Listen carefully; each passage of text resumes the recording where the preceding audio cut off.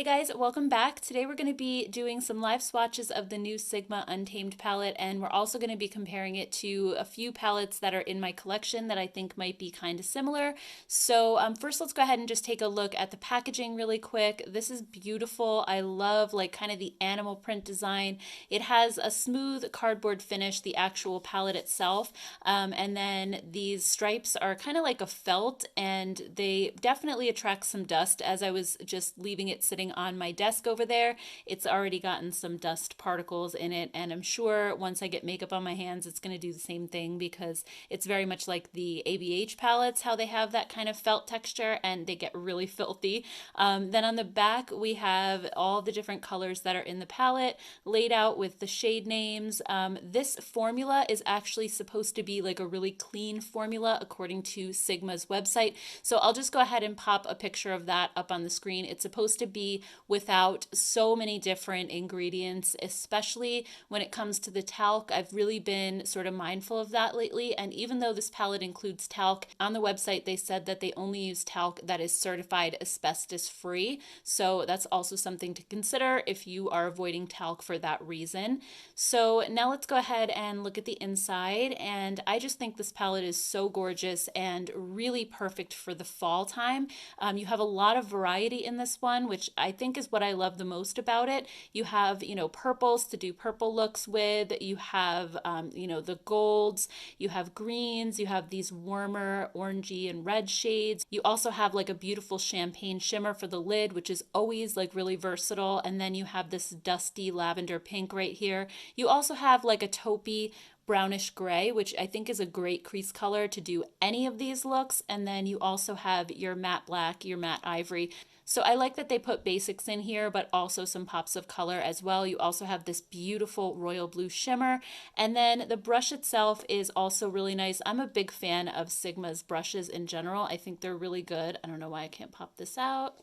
And this one is a double-ended brush. You're getting the diffused crease E38 brush on one end and then the E54 medium sweeper on the other, which is great for applying the shades to your lids. So let's go ahead now and get into some live swatches of the palette. All right, so the first shade is Dauntless. Next we have Loyal. Next we have Fierce. This one feels kind of more like a topper. And then Moxie, which is a beautiful satin finish. Next up we have Boho. And Hustle. And then Camouflage. And then Envy. I think this one and Hustle are my two favorite shimmer shades in the palette. They are so buttery and so pigmented. They're really beautiful. Next up is Rebel. And then Feral. Next is Instinct. And this one is Spirit. This one also feels kind of like a topper, very similar to this purple one right here. Next up is Wicked. And last but not least is Docile. All right, so overall my thoughts just from swatching the palette are that these two shimmers right here seem to be the best as far as pigmentation goes. These two were more like toppers. The blue was okay, but I really had to like dig in the pan, I felt like, to pick up enough of it. And then as far as the matte shades go, I think the only ones that really gave me trouble were this first one right here, and then also the red seemed to get hard pan almost immediately as I was swatching it, but I think this one was beautiful. I think this deep hunter green, this yellow was gorgeous. Also, this orangey red was amazing. The black I felt like was pretty good for a black. I think, it swatched maybe a little bit patchy, but not too bad. The matte ivory also was fine.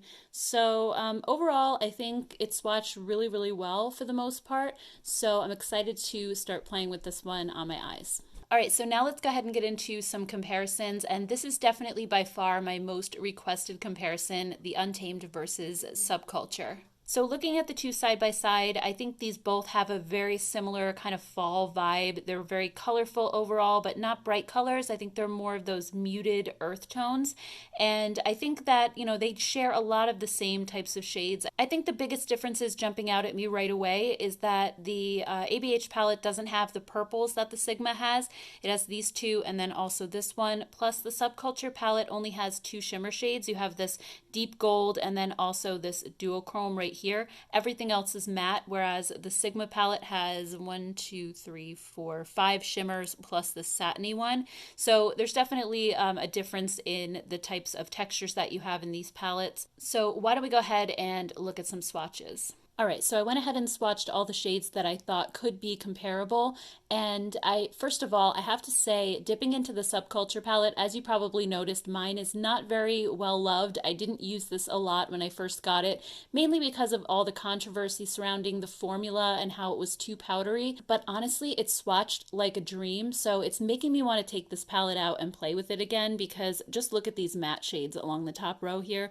These mattes are just phenomenal. I don't know if they maybe swatch better than they apply, but I definitely want to find out. So anyway, comparing the two palettes, I don't see a whole lot of very similar shades in here. I do think these reds are kind of close. The one in the Subculture is just a little bit deeper. Also, this black shade, there's no black in the Subculture. This one is actually like a really deep burgundy. Like it's super, super dark, almost to the point of being black. And then you have these taupey grays, which again, I think the one in the Subculture is just a little bit deeper. Same thing with the golds. I think this one is a little bit more yellow and this one is not quite as bright. And then when it comes to the green, what I did in the Subculture is I put down one of the matte greens and then I topped it with that really beautiful duochrome topper. And it kind of gave a similar effect to this one, but also I don't think it's an exact dupe. And then we have this deep orange in this palette, which is a lot lighter, more of a peachy shade in the Subculture. And then also there's no matte ivory in the Subculture. There is again kind of like an ivory topper, but that one really didn't show up when I swatched it. So I just went ahead and swatched this one. So again, I don't think that there's any real exact dupes in this palette, but very, very similar vibes. Another palette I thought might be similar is the Urban Decay Born to Run palette. This is another more colorful palette that isn't super bright. It has more of those muted tones again, and looking at the two side by side, I actually do see a little more similarity between them because the Urban Decay actually does have the purple in there as well. Granted, it's only one purple shade, but at least it's in there. So let's go ahead and take a look at the swatches. All right, so looking at the swatches, I do think that the Born to Run palette is a little more similar than Subculture. These blues aren't exactly the same, but they're pretty close. Also, you have the purple again. I think the one in the Urban Decay palette is just a little bit richer because it's not that topper kind of formula. Then you have just a couple of really, really close shades in between here, like almost exact. And then when you get to the orange here, I think this one is definitely a lot brighter in the Urban Decay palette. And then this champagne shimmer in the Untamed is a little bit more, I'd say, pink toned than the one in Urban Decay. This one's a little bit more gold, and then you also have the ivory shades. So I didn't swatch every single shade. Again, I just chose the ones that I think lined up the best and that looked like they were going to be similar. But I think I was able to find quite a few that are really close. So if you already own the Born to Run palette, then you might want to think about which shades you're actually looking for in the Sigma palette. And if these are included here, then you might decide that it's not worth it. Another one that kind of surprised me as I was looking through my collection is this Wet n Wild Color Icon 32 Pan Eyeshadow Palette. This is one that I almost forgot that I had because nobody really talks about it that much, but it's actually a really awesome palette and it's around $10. I know the sticker says $15, but it's $10 now on the Wet n Wild site. So anyway, let's take a look inside. All right, so looking on the inside, obviously the Wet n Wild one has a lot more shades going on, but I see so many similar tones. This blue looks like it's going to be almost identical. Also, the purples I think really line up nicely. You have the deep kind of matte green shades. You also have the reddish orangey shades as well. So I'm going to go ahead and swatch these and we'll see how many similar shades there are. All right, guys, so wow, I actually found a lot more in this palette than any other one that I've tried so far, and I think I was right about the blues. I think these look almost spot on. I think the purple is a little bit different. By the way, this Wet n Wild formula is amazing. I mean, just look at how well it swatches. The shimmer shades are so creamy and buttery, and the mattes actually, like, they show up. They are really, really pigmented. So going on down the line, I think the mustardy yellow shade is really similar. I think the green is a little bit more turquoise in the Wet n Wild palette. Also, the red is just a little brighter than in the Sigma, but the blacks line up perfectly. I think this grayish taupe shade looks really close as well. This one in the Wet n Wild palette is just like a little more pink, while this one's more lavender. Then you have the golds, again, just like in Subculture. I think this one's just more yellowy gold than this one is. And then as far as the greens go, I really didn't think these were super close. This one, again, is a little more turquoise, kind of similar to the matte. And this shade looks also pretty much exactly spot on. So again, not a full exact dupe. I think there's some dupes within the palette and it has a similar vibe overall. I think you could get a lot of really similar looks with the Wet n Wild one for a lot less money. So just something to keep in mind as well. Another palette I thought of because it has definite subculture vibes is the Come As You Are palette from Ciate Cosmetics. So let's go ahead and open these up and take a quick look. I originally bought this Ciate palette because it has like a 90s alternative theme, kind of like a grunge theme, and that's my favorite music to listen to. So I just thought this was awesome. The shade names are like all 90s references as well, so I really thought that was so fun. And looking at these two together, I definitely saw a lot of similarities. I think the Ciate one has a few pops of brighter colors that the Sigma doesn't have, but let's go ahead and swatch them and we'll see how similar they really are. All right, so here are the swatches, and first of all, Ciate's formula is really, really good. It surprised me because I had never tried anything from them before, and this was one of the first palettes I purchased, and I really fell in love with it. It's a really amazing, super pigmented formula and really easy to work with as well, and just super smooth. So anyway, the blues definitely don't match up. This one's more of a duochrome. It's absolutely beautiful. Also, when it comes to the mustardy yellow, this one's definitely a lot brighter. Same thing with the green. This one's a little lighter and brighter, and then the red, same thing as well. And then these kind of are pretty close, I would say. The blacks, actually, this one's not really a black, it's like a deep charcoal gray in the Ciate palette. And then I think the golds are somewhat similar. This one is maybe just like almost like a dirty gold, like it's a little more grungy. So in comparison, it's actually making the one in the Sigma palette look a little bit more golden. And with the other palettes that we saw, I felt like this one looked less golden than they did. So it's kind of funny depending on what you compare it to. It looks a little bit different. And then when it comes to the greens, this one is also a little bit more of like a light turquoise or seafoam green. It's really beautiful. And then the oranges, I think this one's a little brighter. And these also aren't quite the same. So I think just similar to the Subculture palette, the Ciate palette has a similar vibe going on, but I don't really see a whole lot of duplicate shades between these two. The next comparison I have is with the Melt Cosmetics Gemini palette.